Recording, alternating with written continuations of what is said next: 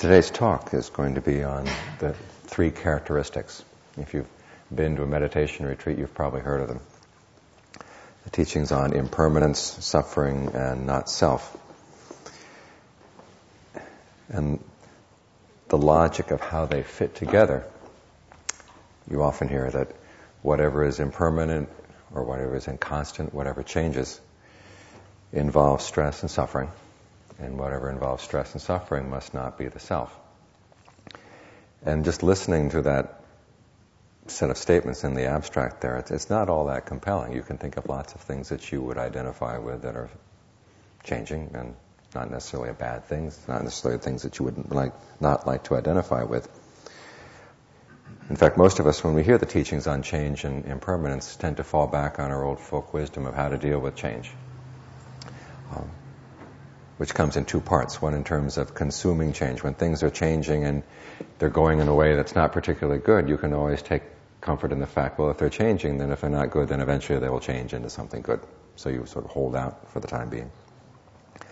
If they're going well, you learn how to take advantage or you learn how to get the most out of things before they change. Knowing that if it's going to change someday, you might as well get what you can out of it before it turns into something else. This attitude might correspond to what someone once called the third and a half noble truth, which is that suffering is manageable. Change is manageable. We can handle it. If things are bad, we can wait for it to change. And if they're good, we can enjoy them while they last. The other side of this folk wisdom is on what you may call the production side. If things are not going well, the fact that things change means that you can change them. You can work towards what you feel would be a better set of circumstances.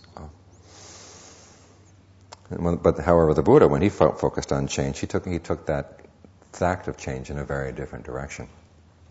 And I'd like to reflect a little bit on why he takes it into that other direction, ending up in the teaching that things that change are not self. In other words, this focus on the three characteristics, the changeability of things, the stressfulness and things that change, and the not-selfness, has a frame. And we want to understand what the frame is to get an idea of kind of the logic behind the focus. And when you look at the teachings on discernment, the teachings on wisdom, there's a factor in the Noble Eightfold Path, which is called mundane right view, which is the beginning level of right view as you get on the path. And it focuses on the teaching of karma, the fact that beings do have actions. We do act. Our actions have results, and the results are determined by the quality of the intention that underlies the act. Now for the Buddha, the Buddha said, this is the beginning of discernment. This is the beginning of insight. This is kind of the foundation on which the teachings of the three characteristics are based. This particular framework is also developed further in a set of teachings that are called the factors of awakening. One of the factors in this set of 7 altogether is the wisdom factor, and it's called the analysis of qualities. Analysis of qualities that are in the mind here in the present moment. And it's the ability to distinguish in the mind what is skillful from what is unskillful. Again, this builds on the teachings of our actions. Certain actions, certain qualities of the mind are skillful in that they lead to happiness. Others are unskillful in that they lead to unhappiness and that they lead to pain and suffering. And the Buddha said the way to develop this factor of discernment, this ability to distinguish in the mind from things that are skillful from things that are unskillful, is to ask the appropriate questions about them. When something comes up in the mind, you ask the question, well, where is this particular mind state, where is this particular action going to lead? What are the results of this action? This is an appropriate question that you ask. In fact, there are many passages in the canon where the Buddha defines discernment as the ability to ask the right questions and then approach them in the right way. So what is the beginning question of discernment? How does discernment get started? What is the question that gets you started off in the right way? There's a passage where he talks about a person going to someone that you feel is wise. And you ask that person, one, what when I do it will lead to my long-term welfare and well-being? And this question is worth taking apart. The first part, what when I do it, recognizes the fact that happiness in life is going to have to come from your actions. It just doesn't float in or float away. based on something that you have to do yourself, and you recognize the importance of your actions. In fact, for those of you who were here yesterday when we talked about the 5 khandhas, one of the basic teachings is that everything we experience has an element of intention behind it. Either intentions from the past shaping the circumstances that we meet with now, and then our present intentions and how we shape that experience to experience it now and then on into the future. So everything we do has this element of action going into it, which means there has to be effort. There's always got to be effort in what we do. The second half of the question, what when I do it will lead to my long-term welfare and happiness. There's 3 parts here. And if you think about them, you realize that my long-term welfare and happiness relate to what the Buddha taught in terms of the 3 characteristics. If something is going to be true happiness, it has to be long-term. It can't be just something that's fleeting and changes into something else. You want something that's really worth the effort that goes into it. And if it's not long-term, then it's not truly happiness. And if it's not truly happiness, why would you want to claim it to be yourself? And so it's in this context that the teachings on the 3 characteristics come. You look at your actions to see what kind of results they give. And if they give only a short-term happiness which is followed by long-term pain, it's not something you want to do. In other words, we're looking for guidelines for our actions.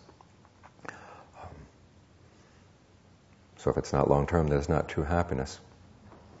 And then if it's not yourself, it's obvious that this is not the ultimate in skillfulness. It's not something you would like to lay claim because it's not long-term. So the purpose of the practice is to focus on what things will give rise to long-term happiness. And you find the Buddhist teachings on this topic fall into 3 categories. Generosity, virtue, and meditation. It's by being generous that we take the pleasure that we could have gotten from a particular material object and we turn it into the pleasure that comes from having that mental quality of generosity in our minds. We create a spacious mind for ourselves. We put ourselves in a position of wealth when we're able to give things away. And in giving away like that, you develop a longer-term happiness than, say, that would have come from having a clock like this. Because someday the clock is going to wear down. It's going to be broken. But if you give it away to somebody, if it is yours to give away, don't worry, I'm not going to give this away to anybody right now. You have the sense of well-being that comes from being a generous person, from having that quality of generosity in your mind. In terms of virtue, again, what the Buddha says, it's a gift of harmlessness to all beings. If you decide that you're not going to kill under any circumstances, you're not going to steal under any circumstances, no matter what, you're giving limitless harmlessness or limitless safety to beings around you. And then you yourself have a share in that limitlessness as well. And so instead of the momentary pleasure that could come from squashing out something or somebody who's inconvenient, you get the longer-term happiness that comes from knowing that you're not the sort of person that's going to harm anybody under any circumstances. In this case, your precepts are very valuable. You know that if someone were to offer you $1 million to steal something or to say a lie, you wouldn't do it, which means your precept is worth more than $1 million. You've got something very valuable, something very, very worthwhile in yourself. We see this even more graphically in terms of the meditation, the well-being and the sense of stability that comes as the mind settles down. It has a firm center inside that's not blown around by outside circumstances. There's a very deep and intense sense of well-being that comes from that. And it's a kind of well-being that nothing exterior can really provide for you. The sense of solidity that you have, and no matter what happens outside, you've got this source of happiness that you've developed inside and you can depend on under all circumstances. This is a very worthwhile kind of effort that you want to devote your life to. So basically what the Buddha is saying here is that things in our normal everyday lives are impermanent. And the question is, if they are impermanent, if they change, how do you make the best advantage of this changeability? So his recommendation is that you work on practices that do lead to a longer-term happiness. Now, in the course of working on these practices, he doesn't yet suggest the teaching on not-self. You notice there's only certain circumstances that he brings out the teaching on not-self. While you're working on generosity, you don't worry about, is there really somebody giving the gift? Is there anybody there who's really receiving the gift? You start thinking in those terms, and it gets very hard to give. But if you have a healthy sense of self that comes around the giving, he doesn't discourage you from developing that healthy sense of self. The same goes with the practice of virtue. The same goes with the practice of meditation. When the sense of self is useful, when it's healthy, you develop it. It's only when you get to the point where you've decided that you no longer need that sense of self, that's when you want to start taking it apart. In the meantime, however, there are also events in life that you want to learn how to pry your attachments away from, because the practice of generosity, virtue, and meditation requires that you give up a lot of other things in life. The pleasures that you could have instead of sitting here meditating this morning. You could be out, where Half Moon Bay, drinking in the breeze. But you decided not to do that. You wanted to find the pleasure that comes from find the sense of well-being that comes from the meditation. So on this level, this is where the teaching on not self is useful. You realize that that's not really mine. It's something that would pass away very quickly. It's not a very good investment of my time. So this is a useful place for the teachings on the three characteristics and things that you realize that you have to let go in order to devote yourself more fully to the practices that give a longer-term happiness.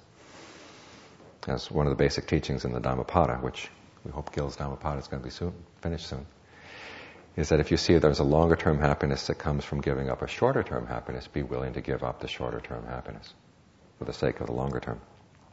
That's a basic principle of wisdom or insight. It's only in your practice of meditation when you get good states of mind, good states of concentration and mindfulness, and even discernment going, then you can start turning towards the teachings of the three characteristics to see if there's a deeper kind of happiness that comes from letting go even of those practices. It's important that you don't give them up, though, before they're fully developed.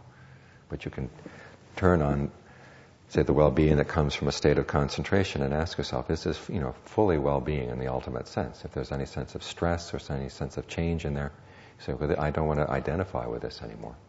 That's when the teachings and the three characteristics become useful. In the sense of letting go of the attachment to the really refined pleasures that you develop through the practice.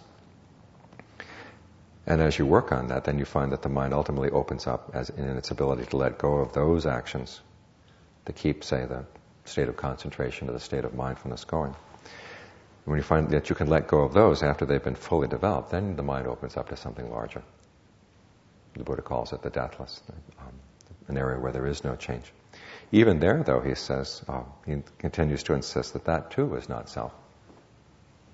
In the sense that they say, a meditator, when you first taste that, there can be a sense of strong passion and delight in the deathless. This is something that's really solid and really goes really deep.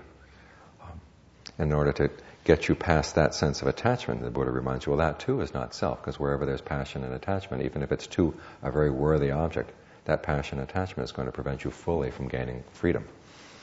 And so you learn to have an attitude of not identifying with anything that comes up in the course of the meditation. And it's through that act of not identifying that you open fully to the deathless, at which point the teachings on impermanence or inconstancy, stress, and not self no longer apply. So it's in the context of realizing that we have to act in order to find happiness in our lives. And then there's the question of what actions are worthwhile. If you work really, really hard to get something and then it only lasts for a few seconds and then it's gone, you realize that that's a poor use of your time. And the fact that you need, if you want a good goal in life, and goal is not a bad word, okay? People need goals in their life. They need to have a sense of direction. It's only when you're on a weekend meditation course when you don't want to have goals, because otherwise in that high pressure cooker system, you can blow yourself up with a goal. But in long term, in terms of our lives as a whole, we do need to have a sense of direction in our lives. So before you choose a goal, you have to be very clear on what is going to lead to a long-term sense of happiness, what's worth the effort that goes into the pursuit of that particular goal. And this is where you see why the Buddha, when he talked about things being impermanent or changing, he used an unusual word. He said anicca, which often we translate straight as impermanence. But the Pali meaning of the term is not impermanence, it's inconstancy. Something that is inconstant is undependable. Would you want your happiness to depend on something that's undependable? Well, no. That's what he's meaning when he says anicca. Things are undependable, things are inconstant. So if you're going to look for happiness, that's not where you want to look. before you get to the ultimate happiness, you learn there are certain actions or certain practices that are impermanent, but you use them, you make use of them in terms of the practice of generosity, virtue, and meditation as means to get you further and further along, so that on the one hand there is a sense of well-being, of deep and long-term sense of well-being that comes with these practices, but also eventually they open the mind up to a space where it can start looking deeper. The kind of mind that is used to being generous, the kind of mind that's used to being virtuous, the kind of mind that is centered and concentrated, finds it easier to open up and say, is this the ultimate happiness or is there something more? So in that case, the search for happiness is not a neurotic desire just to get away from your problems of life, but it's a more mature sort of survey and consideration of the well-being that you've been able to develop for yourself and say, could I do better? Is there something better, something far further along than this? So it's important that you see these teachings on the three characteristics in this context, the pursuit of a reliable, dependable happiness. And that you get the mind into a state where it has a sense of well-being, and then ultimately you take these three characteristics and you take even that sense of well-being apart. So that it's not a neurotic kind of aversion, saying, I don't like things that are changing, I don't like things that are stressful. But it's simply a quest for something that's even more refined, something a higher, more worthwhile form of happiness that can really act as a goal that we can hold to in the course of our lives. So those are my thoughts on the topic. I was wondering if there are any questions, any discussion.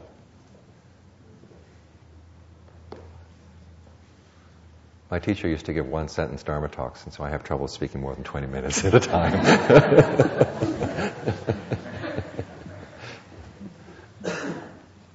Yes? I want to thank you so much because you're talking at a time right now which is very, very difficult. Mm-hmm. For most people to be happy because of what's going on in the world. And it's very, very critical more than now for us to focus on that because everything's changing around us very, very quickly. And what I notice is people grabbing onto things, thinking that that's going to nurture them. So your talk comes right on time. And thank you so much for being here and telling us this. Well, the Buddha once said that all of his Dharma is pertinent. Whatever the time, there's always a Dharma that's appropriate for it. But your remarks touched on, I think, an important thing, that many of us feel that when the world is miserable, we don't have any right to be happy. And perhaps happiness is the wrong word to use here, but we do need to develop a sense of inner well-being so that our contribution to the world can come from a position of strength rather than from a position of desperation. We can sympathize with the pains and the sufferings that are going on out there without having to pile them on ourselves. If you have a strong sense of inner well-being, then you can act in a way that's, one, you're not being threatened by the situation outside. And then secondly, you have more to offer. So I think it's an important part of the training that we realize that that's, one of the things we owe to the world is to develop a sense of well-being within ourselves.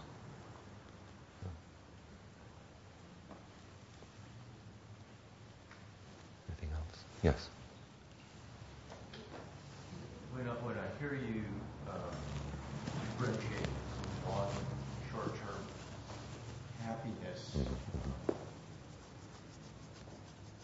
I think of your vows, and you eat once a day instead of nibbling whenever your short-term happiness wishes, and you're celibate.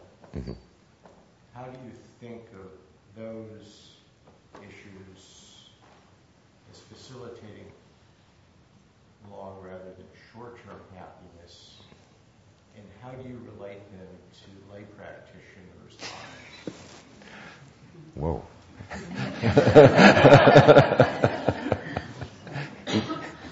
This is going to be a minefield. I can't think of anything.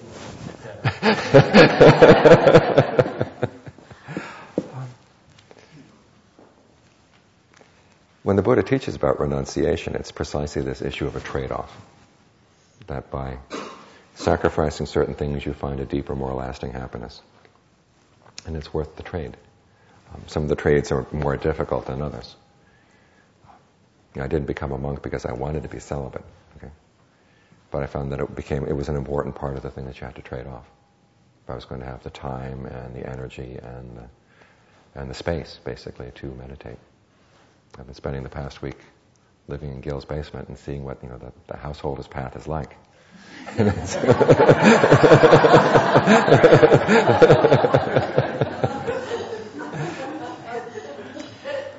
And I must admit, tonight I go back to the monastery with a very deep appreciation.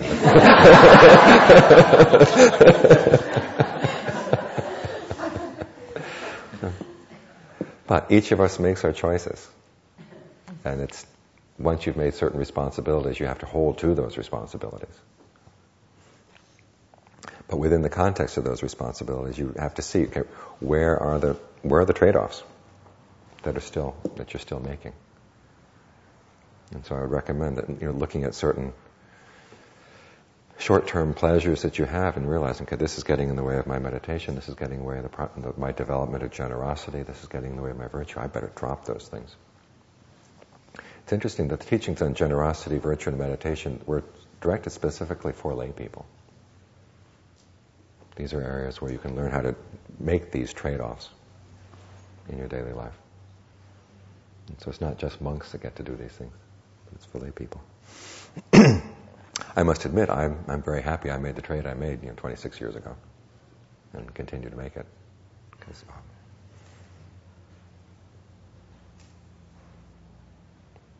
I don't have to deal with babies spitting up on my pants, as Gil had this morning. I get to deal with children after the parents find them impossible.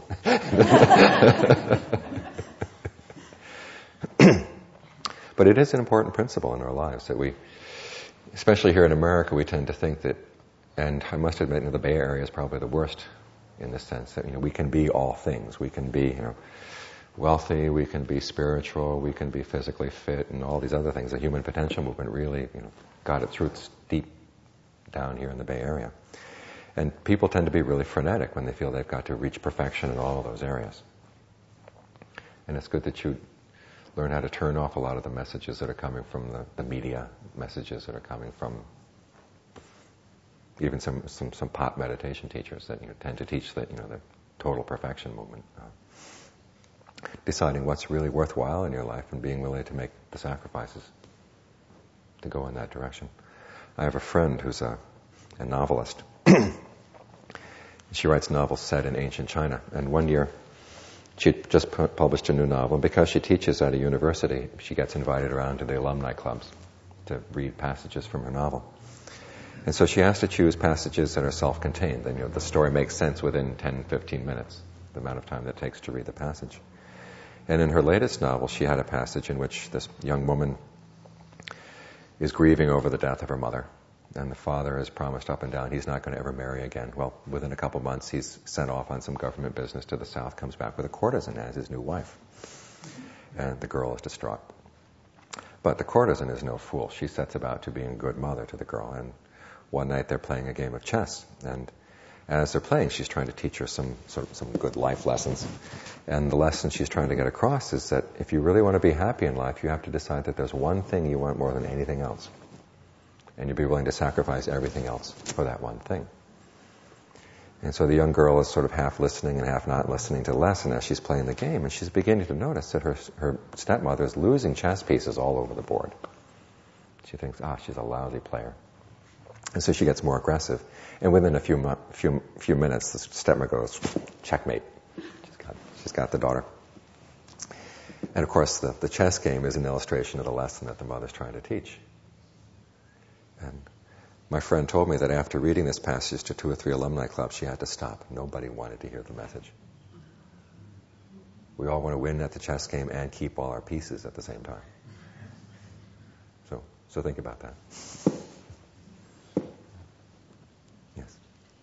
You mentioned one of the precepts, which is do not kill. Mm-hmm. And you also mentioned that you live in an avocado forest monastery. Mm-hmm. And you also mentioned, that we could be hiking and enjoying the breeze at Half Moon Bay. Yeah. Mm-hmm. I like to hike a lot, and I see when I'm hiking, a lot of times there's little bugs or worms or newts, and sometimes it doesn't seem like it's possible to not kill things. you try intentionally. You don't intentionally kill. I mean, there's going to be some unintentional slaughter going on as people walk around and live on the earth. But it's a very different thing from intentionally making up your mind that you're going to end that newt's life. And that's what the precept is talking about. It's your intentional choices. I guess I'm also wondering about the choices we make. I mean, say we drive a car in the summer, and there's you drive for an hour and your windshield is filled with bugs that have gotten squashed. How do you decide? Do you decide, well, I don't want to drive a car, or do you? Well, you ask yourself, what is your intention in driving the car? And if it's to go out and get all those dead bugs on your windshield, then you don't drive. But if it's part of the payback, that's not why you're doing it. Then the precept isn't broken. Yeah. But it also makes you reflect on the fact that as long as you have this life, there's going to be some suffering involved in having a body and in maintaining this body, moving it around, which gives you more an impetus to say, well, is there a kind of happiness that doesn't require having a body or creating a new one? And that's a lot of where the practice goes. The monks have a reflection that we're supposed to do every day, reflecting on food, clothing, shelter, and medicine, and the fact that comes to us through the suffering of other beings. Even if it's vegetarian food, there's going to be suffering for, the suffering for the farmers, the suffering for the distributors, and all that, just in doing the work. Same with clothing, especially now with medicine, all the animal testing that they do on medicines. You realize the amount of suffering that has gone to get this pill to you or get this particular thing. And so you reflect on the fact, okay, why am I taking these things? And you decide that your purpose in taking food, clothing, and shelter is so you can continue in the practice to get beyond the point where you're going to need these things anymore. And so you don't want to take more than is necessary. You don't want to create what the Thais call unnecessary karma debts. And then you dedicate the merit of your practice to all the beings who had to suffer because you're just a living being. The first teaching they have for young novices is it's a series of questions. What is one? What is two? What is three? What is four? And it's kind of a catechism. The three are the three characteristics, and four are the four noble truths, five are the five hindrances. The interesting question is, what is one? And the answer is, all living beings subsist on food. And wherever there's a living being, there's got to be feeding. And in the process of feeding, both the whatever it is that's being fed on, there's suffering involved there, but also the process of feeding itself involves a certain amount of stress and suffering. You can't just, when I go camping off in the wilds of Utah, many times I would just like to go and not have to worry about carrying food and carrying all the other stuff that comes from keeping this body alive. But because you can't eat the scenery, you've got to carry the food along with you. It would be much nicer if we didn't have to feed. We just kind of float around, go wherever we wanted. So the reflection is to keep reminding you that there must be a higher form of happiness that doesn't require this constant suffering. But in the meantime, as a precept, as a practice, you make sure that you're not going to intentionally snuff out some being's life or intentionally steal, whatever. Anything else? Yes? I wonder if you shared an example of a one-sentence Dharma talk from your teaching. Oh, there are lots. Usually they become in responses to questions.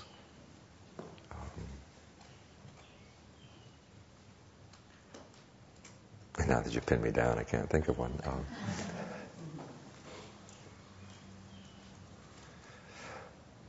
One that struck me very strongly was another time when the monastery where I was located had almost never had any other Western monks. Very rarely somebody would kind of wander through. And there was this one monk who was a student of Ajahn Chah came through. And apparently Ajahn Chah in the evening would sit under his hut, and the lay people would come with questions, and sometimes if the monks your meditation was getting kind of dry, there was a little place on the side where the monks could sit and listen to Ajahn Chah's interaction with the lay people.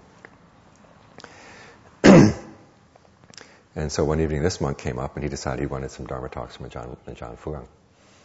And so he came up and he lit the mosquito coil and he straightened everything out and sat very quietly off to the side. And Ajahn Fuang did his walking meditation and then came up the stairs and saw the monk. He said, "What are you doing here?" He says, "I've come to listen for a Dharma talk." And then Ajahn Fuang said, "Okay, the big Ajahn, the big teacher, is up there in the forest. Go there." That was the talk. Another time there was a group of reporters from one of these monk magazines. Have I told you about the monk magazines in Thailand? It's kind of like movie star magazines. They'll have the monk of the month.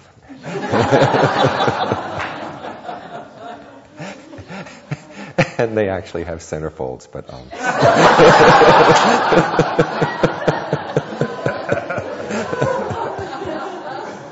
the monks are fully dressed. And what these people would do is they would get a group of people together on a bus and they'd go out to a monastery and make a donation to the monastery and then hang around and talk to the Ajahn and turn on their tape recorders and get a Dharma talk out of him. Sometimes they would ask him about his life history. And then they would go back home and then they would write up what they got from their tapes. And if the life history didn't have enough miracles in it, they'd throw a few miracles in and print this as the magazine. Well, one time we got news that they were going to come to our monastery. So the day before they arrived, Ajahn Fuang went into Bangkok and told us not to receive the guests. And so they came and they arrived and there was nobody there, except for one of the women who lived in the kitchen, and she told them that Ajahn Fuang was in Bangkok, so they went the next day to see him. And they showed up with their tape recorders and their cameras and everything, and first thing they asked him was for his life history. Well, the Thai word for life history, prawat, can also mean police record. And he says, "I don't have one of those. I've never misbehaved." And then they asked if he could teach them the Dharma. He said, "Okay, I'll teach you the Dharma." So they turned on their tape recorders and he said, "Today's Dharma talk is one word, Bhutto, which is the meditation word." He said, "If you can't keep that in mind, then anything else I might teach you would be a waste of time." End of talk.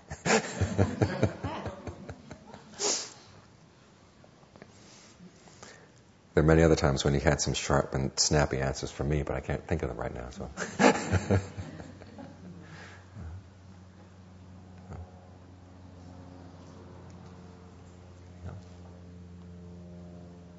that it?